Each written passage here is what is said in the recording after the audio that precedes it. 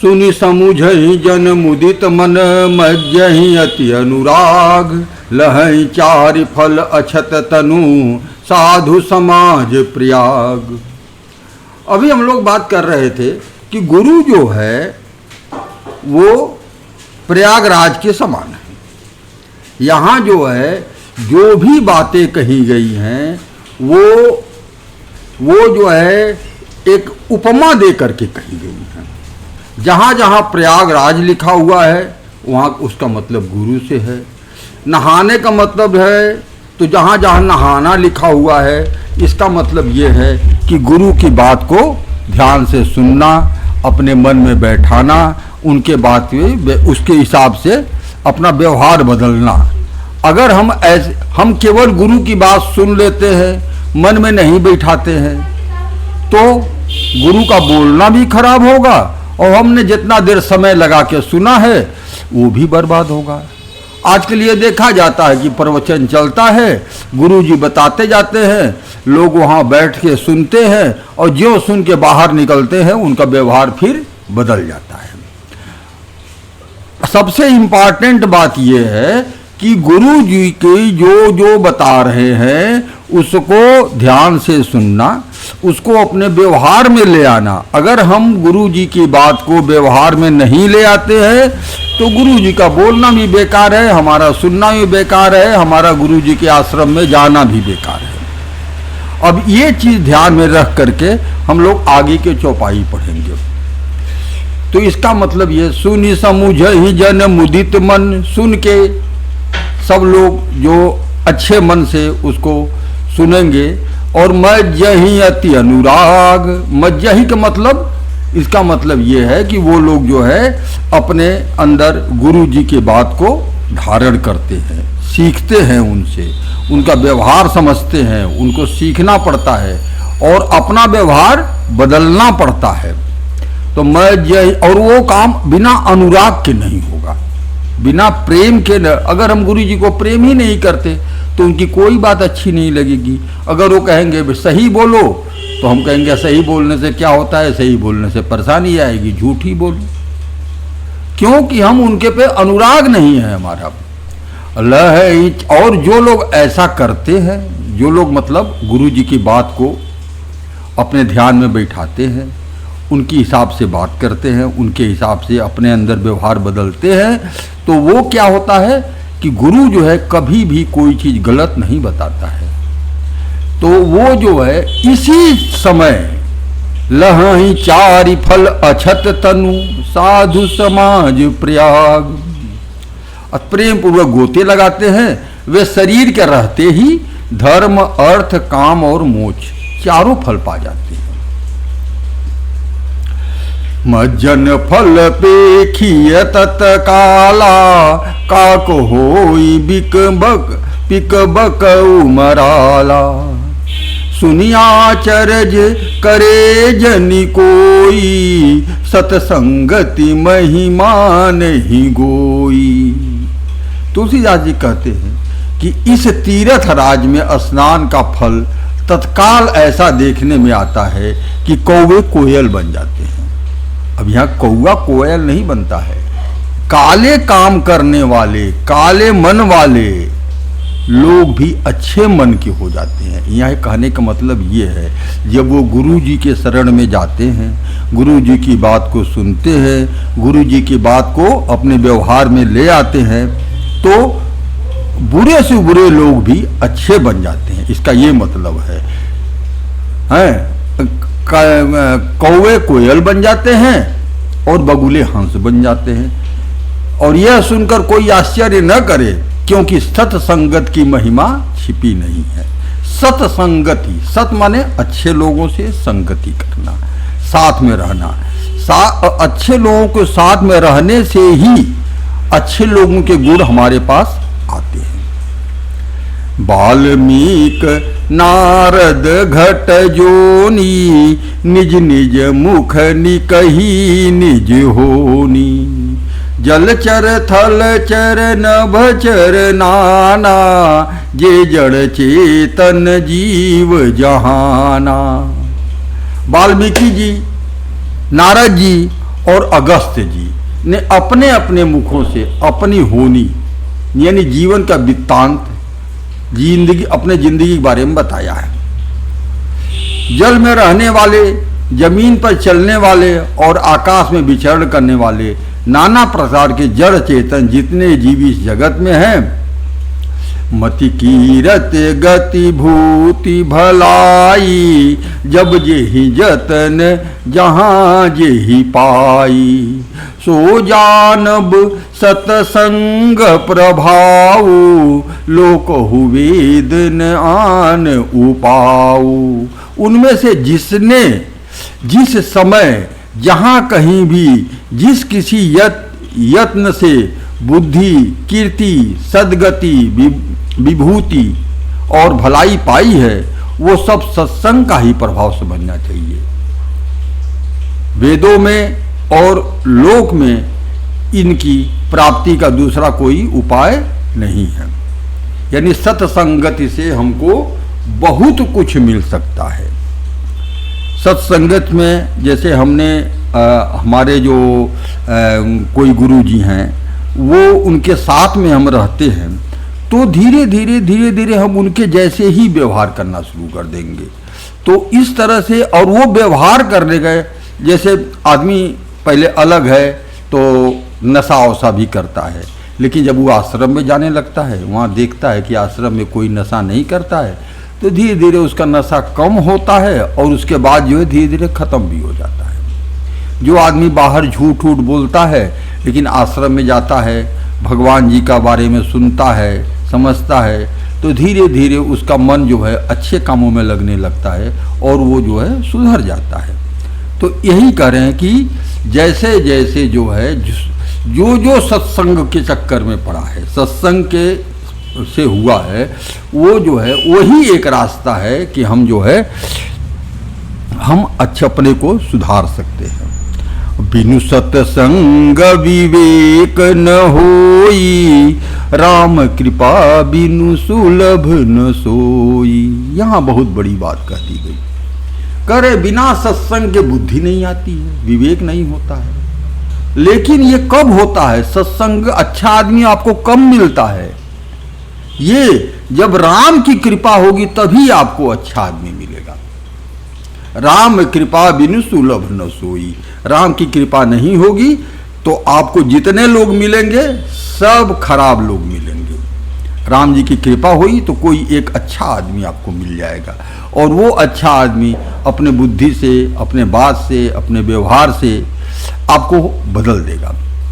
सत्संगत मुद मंगल मूला, सोई फल सिद्धि सब साधन फूला। इसका अर्थ यही पूरा पढ़ दे रहे हैं। सत्संग के बिना विवेक नहीं होता है, और श्री राम जी की कृपा के बिना वह सत्संग सहज में मिलता नहीं है। सत्संगति आनंद और कल्याण की जड़ है। बिना सत्संग के आप न आपको आनंदित रह पाएंगे न कल्याण हो, क्योंकि आप हमेशा बुरे काम में लिप्त रहेंगे। उसी के हिसाब से आप जो है बुरे के हिसाब से कभी एक परेशानी, कभी दूसरी परेशानी, कभी तीसरी परेशानी। एक बार आप अच्छे तरीके से रहना शुरू करिए, धीरे धीरे आप आनंद और कल्याण में आपको मिलने लगेगा। सत्संग की सिद्धि प्राप्ति का ही फल, सत्संग की सिद्धि प्राप्ति का ही फल है कि वह सब साधनों तो फूल है, और सब साधन तो फूल है। सठ सुधरहि सतसंगति पाई, पारस परस कुघात सुहाई। विधि बस सुजन कुसंगत परिहि, फन मनि सम निज गुण अनुसरहि। दुष्ट भी सत्संगति पाकर सुधर जाते हैं। जैसे पारस के स्पर्श से लोहा सुहावना हो जाता है, यानी सुंदर सोना बन जाता है, परंतु किंतु देह योग से यदि कभी सज्जन कुसंगति में पड़ जाए तो क्या होगा? उल्टा, यहाँ बात उल्टी कही गई है कि अगर कोई अच्छा आदमी कहीं गलती से या किसी गांव में गया, वहाँ सब बुरे लोग ही रहते हैं, और उनके बीच में एक सज्जन आदमी चला गया तो क्या होगा? तो ऐसी स्थिति में या तो अगर वो होगा तो 2-4 लोगों को सुधारेगा, 2-4 लोग उसके संगत में आएंगे, हो सकता है कि धीरे धीरे धीरे धीरे सारे लोग सुधर जाए। या जैसा कि तुलसीदास ने अभी बताया है कि ऐसी परिस्थिति जहां सब बुरे ही हैं, उनके बीच में एक अच्छा आदमी अपने को क्या करता है, जैसे सांप अपने मड़ी को जो है संभाल के दबा के रखता है। तो जिस प्रकार सांप का संसर्ग पाकर भी मड़ी उसके विष को ग्रहण नहीं करती है, अपने को सहज गुण प्रकाश में नहीं छोड़ती है, उसी प्रकार साधु दुष्टों के संग में रहकर भी दूसरों को प्रकाश ही देते हैं और दुष्टों का उन पर कोई प्रभाव नहीं पड़ता है। वो अपने गुण की रक्षा अपने आप कर लेते हैं। विधिवश सुजन कुसंगत परिहि फन मनि सम निज गुण अनुसरहि। अपना गुण का वो अनुसरण करते रहते हैं, वो नहीं बदल जाते हैं। हाँ, अपने व्यवहार से वे 2-4 लोगों को धीरे धीरे हो सकता है कि सबको ही बदल ले, लेकिन वो अपना गुण नहीं बदलते हैं। विधि हरिहर कवि को विद्वानी कहत साधु महिमा सकुचानी। सोमोसन कही जात न कैसे साक बनिक मुनि गुण गण जैसे। ब्रह्मा विष्णु शिव कवि और पंडितों की वाणी भी संत महिमा का वर्णन करने में सकुचाती है। यानी संत का वर्णन करते समय इसको कभी कंप्लीट पूरा कहा ही नहीं जा सकता। संत की बात पूरी बात कोई कह ही नहीं सकता, क्योंकि हम जिस एंगल से देखते हैं हम वही वर्णन कर पाते हैं। हम एक आदमी या एक तरफ से ही उसको देख पाता है। तो वही चीज है, ब्रह्मा विष्णु शिव कवि पंडित की वाणी भी संत महिमा का वर्णन करने में सकुचाती है। वह मुझसे किस प्रकार कही जा सकती है? यानी मैं भी तो एक आदमी हूँ। तुलसीदास जी कहते हैं मैं भी तो एक आदमी हूँ, मैं अकेले संत की महिमा का वर्णन कैसे अकेले कर पाऊँगा? जैसे और अपने को तुलसीदास जी खैर बहुत कम करके गिनाते हैं, वो इसे नहीं थे, तो वो भी सब बहुत बड़े संत थे। जैसे साग तरकारी बेचने वाले मड़ियों के समूह नहीं कहे जा सकते, मड़ियों के समूह नहीं कहे जा सकते, लेकिन ये बात गलत है। तुलसीदास जी खुद बहुत बड़े संत थे, वो अपने को साग तरकारी वाला बताएं, ये वो अपने को थोड़ा छोटा करके ही बताते हैं। लेकिन बंदऊ संत समान चित हित अनहित नहीं कोई। अंजलिगत शुभ सुमन जिमी सम सुबंध कर दोई। मैं संतों को प्रणाम करता हूँ, यानी तुलसीदास जी कहते हैं मैं संतों को प्रणाम करता हूँ जिनके चित्त में समाता है, जिनका न कोई मित्र है न शत्रु, वो जो है सबको अच्छा ही करते हैं। अंजलि में रखे हुए सुंदर फूल, जिस हाथों ने फूलों को तोड़ा है और जिसने उनको रखा है, यानी एक आदमी उनके विपक्ष की बात कर रहा है, वो तोड़ने गया फूल, और एक आदमी जो है फूल को संभाल के रखा है। दोनों लोगों के हाथ को फूल सुगंधित कर देता है। इसी तरह संत होता है। संत जो उसको बुरा करता है उसका भी वो अच्छा करता है, और जो अच्छा करता है उसका तो अच्छा करता ही है। वैसे ही संत शत्रु और मित्र दोनों का ही समान रूप से कल्याण करते हैं। संत सरल चित जगत हित जानि स्वभाव स्नेहु। बाल विनय सुनि करि कृपा राम चरण रति देव। संत सरल हृदय और जगत के हितकारी होते हैं। उनके ऐसे स्वभाव और स्नेह का जो जानकर मैं विनय करता हूँ, मेरी इस बाल विनय को सुनकर कृपा करके श्री राम जी की चरणों में मुझे प्रीति दे। तुलसीदास जी अपने जो भी काम करते हैं उनका उद्देश्य तो यही था कि राम जी से प्रेम करना। अगर वो संतों की बड़ाई कर रहे हैं और उनसे वापसी में कुछ मांग रहे हैं, संतों का उन्होंने वंदना किया और वापसी में कुछ मांग रहे हैं, तो उन्होंने वही मांगा जो उनको चाहिए। उन्होंने कहा हमको जो है रामचंद्र जी के चरणों में प्रीति का आशीर्वाद दे दीजिए, हमको रामचंद्र जी के चरणों से प्रेम चाहिए, हमको वही आशीर्वाद आप लोग दे दीजिए। बहुरी बंदी खलगन सती भाई, ये बिनु काज दाहिने हूँ बाए, परहित हानि लाभ जिन के रे, उजरे हरस विषाद बसेरे। अब तुलसीदास जी दुष्टों को प्रणाम करते हैं, कहते हैं कि जो बिना ही प्रयोजन अपना हित करने वाले के भी प्रतिकूल आचरण करते हैं, उनका जिससे फायदा होता है, जिससे उनको ज्ञान मिलता है, जिससे वो आगे बढ़ सकते हैं, जिसके साथ में रहने से उनका कल्याण हो सकता है, वो उनका ही बुराई करते हैं, उनका ही वो उल्टा काम करते हैं। दूसरों को हित हानि ही जिनकी दृष्टि में लाभ है, जो हमेशा दूसरों का हानि करने में ही अपना लाभ समझते हैं, जिनको दूसरों के उजड़ने में हर्ष होता है और बसने में विषाद होता है। दुष्ट लोगों की यही परिभाषा है। दुष्ट लोग जो है हमेशा जो है जो उनको अच्छाई करता है वो उनकी बुराई करते हैं, उनके साथ ही उनका ही जड़ काटते हैं, और हमेशा दूसरे को परेशान करना, दूसरे को दुख देना में ही वो सोचते हैं। वो बहुत खुश होते हैं कि हमने ऐसा कर दिया, बहुत परेशान है वो, इसीलिए वो उनका है। तो ऐसे लोगों को भी वो प्रणाम करते हैं। हरिहर जस राकेश राहु से, पर अकाज भट्ट सहस बाहु से, जे पर दोष लखहि सह साखी, परहित घृत जिनके मन माखी। जो हरि और हर माने शंकर भगवान, जो हरि और हर के यश रूपी पूर्णिमा के चंद्रमा के लिए राहु के समान है। राहु जैसे आता है चंद्रमा को निगल जाता है।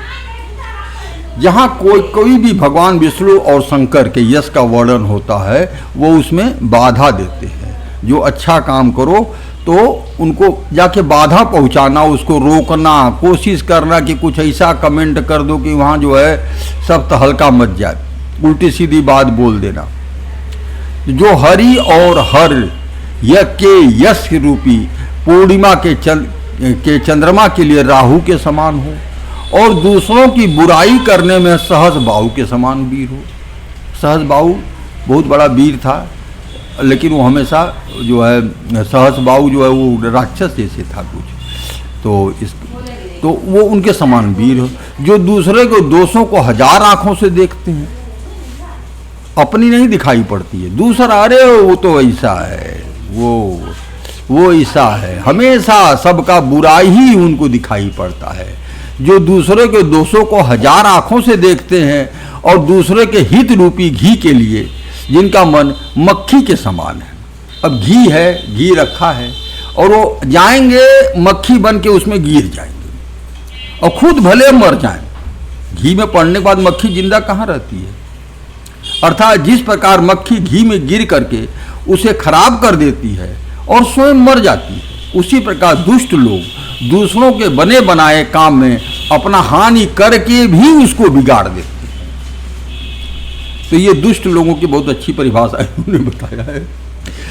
तेज कृषानु रोष महिषेषा, अघ अवगुण धन धनी धनीसा, उदय केत समहित सब ही के, कुंभकर्ण सम सोवतनी के। जो तेज यानी दूसरों को जलाने वाले ताप में अग्नि और क्रोध में यमराज के समान है। जो तेज में अग्नि और क्रोध में यमराज के समान है। पाप और अवगुण रूपी धन में कुबेर के समान धनी है। और जिनकी बढ़ती सभी के हित का नाश करने के लिए केतु यानी पुच्छल तारे के समान है। और जिनके कुंभकर्ण की तरह सोए रहने में ही भलाई है। यानी उनके पास अगर कुछ अच्छा ताकत आ जाए तो उस ताकत का इस्तेमाल वो हमेशा जो है दूसरों को, अच्छे लोगों को परेशान करने में, उनको कष्ट देने में ही अपने ताकत का इस्तेमाल करते हैं। यानी जो तेज है, अग्नि है, क्रोध यमराज के समान है, पाप और अवगुण धन कुबेर के समान धनी है, पाप और अवगुणी धन में कुबेर के समान, यानी उनके पास धन है तो वो पाप करेंगे उससे। जिनकी बढ़ती सभी का हित का नाश करने के लिए केतु यानी पुच्छल तारे के समान है। तो ये ऐसे लोग जो है सोए रहें, कुछ काम न करें,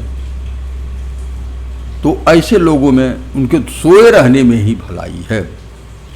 बिनुआ काज लगी तनु परिहरही, जिमहि में उपल कृषि दलि गरही। बंदऊ खल जस शेष सरोसा, सहस बदन बरनई पर दोसा। जैसे ओले, बहुत अच्छा उदाहरण उन्होंने दिया है। खेत में सब हमारा फसल लगा हुआ है, अब ओला आएगा, ओला आके अपने को नष्ट कर देगा लेकिन खेती बिगाड़ देगा। ओले खेती का नाश करके अपने को भी अपने आप ही गल जाते हैं। वैसे ही दूसरों का काम बिगाड़ने के लिए अपना शरीर तक छोड़ देते हैं। मैं दुष्टों को हजार मुख वाले शेष जी के समान समझ करके प्रणाम करता हूँ, जो पराये दोषों का हजार मुखों से बड़े रोष के साथ वर्णन करते हैं। पुनि प्रणनौ पिथुराज समाना, पर अघसु नहीं सहस दस काना। सुनि सक बहुरी सक्र सम बिनवऊ तेहि, संतत सुरानी कहित जेहि। पिनी उनको राजा पृथु, जिन्होंने भगवान का यश सुनने के लिए 10,000 कान मांगे थे। राजा पृथु ने भगवान का यश सुनने के लिए 10,000 कान मांगे थे के समान जानकर प्रणाम करता हूँ, जो 10,000 कान दूसरों के पापों को सुनते हैं। जो लोग जो है बुरे लोग होते हैं, उनके पास 10,000 कान मिल जाएगा तो 10,000 कान से दूसरों की बुराई सुनेंगे। फिर इंद्र के समान मानकर उनका विनय करता हूँ, जिसे सुरा यानी मदिरा नीकी और हितकारी मालूम देती है। इंद्र के लिए भी सुरा नीक माने सुरा अच्छा, नीक माने अच्छा से होता है, अर्थात देवताओं की सेना। अच्छा, इस सूर्य के सुरा नीक अर्थात देवताओं की सेना हितकारी है। बचन वज्र जेहि सदा पियारा, सहस नयन पर दोष निहारा। जिनको कठोर वचन वज्र सदा प्यारा लगता है, जो हजार आंखों से दूसरों के दोषों को देखते हैं। उदासीन अरिमीत हित, सुनत जरहि खल रीत। जानी पानी जुग जोरी जन, बिनती करई सपीत। दुष्टों की यह रीत है, वे उदासीन, शत्रु और मित्र, यानी एक आदमी दुष्ट के साथ में तीन ही तरह का हो सकता है। या तो उनका दोस्त रहेगा, या उनका दुश्मन रहेगा, या उदासीन रहेगा, उससे कोई मतलब नहीं रहेगा। दुष्टों की रीत है कि ये उदासीन, शत्रु और मित्र किसी का भी हित सुनकर जलते हैं, उनको जलन होती है। अरे उनका लड़का कैसे इंजीनियरिंग में आ गया, उनका लड़का कैसे मेडिकल में आ गया, बस यही सुन के। अरे वो अपने लड़के को नहीं सिखाते कि उनका लड़का इंजीनियरिंग में आ जाए, वो उनसे सीख के कुछ अपने अंदर नहीं आगे बढ़ने की कोशिश करते हैं। उनको दुख हमेशा यही रहता है कि वो कैसे आगे बढ़ गए। वही चीज है, दुष्टों की यह रीत है, वे उदासीन शत्रु अथवा मित्र किसी का भी हित सुनकर जलते हैं। यह जानकर दोनों हाथ जोड़कर यह जन, माने अब तुलसीदास अपने आप को कह रहे हैं, प्रेम पूर्वक उनसे विनय करता है, भैया तुम लोग भैया कल्याण करो, थोड़ा दूर रहो। मैं अपनी दिश की निहोरा, तिन निज ओर न लाऊब भोरा। बायस पलियहि अति अनुरागा, हो ही निरामिस कबहु की कागा। मैं अपनी ओर से विनती की है, परंतु वे अपनी ओर से कभी नहीं चूकेंगे। हम कितनों ही विनती कर लेंगे, भैया हमको थोड़ा माफ कर देना, हमरे पे ऐसा न करना, अपना कल्याण मत कर देना, तो क्या मान जाएंगे? नहीं मानेंगे। वो करेंगे, बदमाशी करेंगे, कुछ न कुछ तो करेंगे। जो दुष्ट लोग होंगे वो कुछ न कुछ तो करेंगे। कह रहे हैं कि कौवे को बड़े प्रेम से पालिए, कौवा को पालिए, परंतु क्या वो कभी मांस खा त्यागी हो सकते हैं? किसी वो मांस के त्यागी नहीं हो सकते हैं। जो जैसा रहेगा वो वैसा रहेगा। बंदौ संत असजन चरना, दुख पद उभय बीच कछु बरना। बिछुरत एक प्राण हरि लेहि, मिलत एक दुख दारुण देहि। इस दोहा में तुलसीदास जी ने सज्जन और असज्जन दोनों को कंपेयर करने की कोशिश किया है। कहा दोनों ही दुख देने वाले हैं। ये भैया अच्छे लोग कैसे दुख देने वाले हैं? अब मैं संत और असंत दोनों के चरणों की वंदना करता हूँ, दोनों ही दुख देने वाले हैं। अब भैया आपको आश्चर्य होगा कि संत लोग कैसे दुख देने वाले हैं, तो कह रहे हैं कि एक जो मिलता है तब दुख देता है, यानी जो दुष्ट लोग होंगे अगर मिल जाएंगे तब वो दुख देंगे, और एक जब आपसे बिछुड़ता है तब वो दुख देता है। भगवान राम जब गए, दशरथ जी ने तो प्राण ही त्याग दिए, तो वही चीज उन्होंने कहा है। वह अंतर यह है कि एक संत जो बिछुड़ते समय प्राण हर लेते हैं, और दूसरे असंत जो मिलते हैं तो दारुण दुख देते हैं। तो ये चीज जो है दोनों ही दुख देने वाले हैं। और उपजहि एक संग जग माही, जलज जोग जिमि गुण बिलगाही। इस जगत में दोनों एक ही तरीके से पैदा होते, एक ही जगह से पैदा होते हैं। उपजहि एक संग जग माही, इस जगत में एक ही तरह से पैदा होते हैं, लेकिन दोनों का गुण जो है अलग अलग होने की वजह से एक जलज माने होता है कमल, कमल जल में जन्म लेने वाला, उसको जलज कहते हैं। और जोंक भी पानी में गर्म लेता है, तो एक तो खून चूसने वाला है और एक सुगंध फैलाने वाला है। वही चीज है। सुरा सुधा सम साधु असाधु, जनक एक जग जलधि अगाधु। कह रहे हैं कि अमृत और शराब दोनों ही समुद्र से निकला था, दोनों ही का जनक एक ही समुद्र है। अब इसका पूरा मतलब जो किताब में लिखा है उसको पढ़ लेते हैं। दोनों संत और असंत जगत में एक साथ पैदा होते हैं, पर एक साथ पैदा होने वाले कमल और जोग की तरह उनके गुण अलग अलग होते हैं। कमल दर्शन और स्पर्श का सुख देता है, परंतु जोग शरीर का स्पर्श पाते ही रक्त चूसने लगता है। साधु अमृत के समान मृत्यु रूपी संसार से उबारने वाला होता है, और असाधु मदिरा के समान मोह प्रमाद और जड़ता उत्पन्न करने वाला होता है। दोनों को उत्पन्न करने वाला जगत रूपी अगाध समुद्र एक ही है। शास्त्रों में समुद्र मंथन में अमृत और मदिरा दोनों ही की उत्पत्ति बताई गई है। भल अनभल निज निज कर तूती, लहत सुजस अपलोक विभूति। सुधा सुधा कर सुरसरी साधु, गरल अनल कलिमल सरी व्याधु। गुण अवगुण जानत सब कोई, जो जेहि भावनी जो जेहि भावनी के तेहि सोई। भले और बुरे अपनी अपनी करनी के अनुसार सुंदर यश और अपयश की संपत्ति पाते हैं। जो भले हैं और बुरे दोनों ही अपनी करनी, जैसा वो कर्म करते हैं उसके हिसाब से वो जो है उनको यश मिलता है, अपयश मिलता है। लोग उनको अच्छा कहते हैं, उनको बुरा कहते हैं।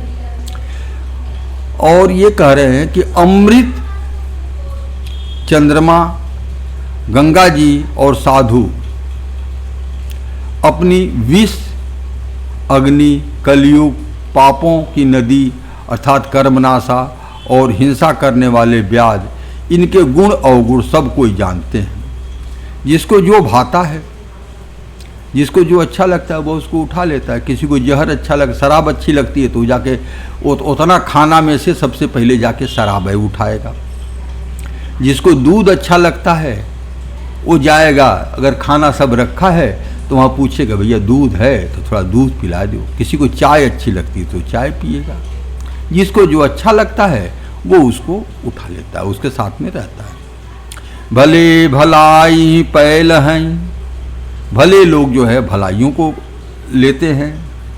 लहई नीचाई से नीचू, और जो नीच लोग होते हैं यानी खराब लोग होते हैं वो लोग जो है खराब चीज उठाते हैं। सुधा सराही अमरता, सुधा की सराहना यानी अमृत की सराहना कब होती है? जब वो किसी का जान बचा देता है, अमरता दे देता है। अगर कोई आदमी कोई परेशानी में है, रोग में है, अगर उसे कोई दवाई दिया गया तो उसको ठीक कर दिया तो उसका बड़ाई होती है।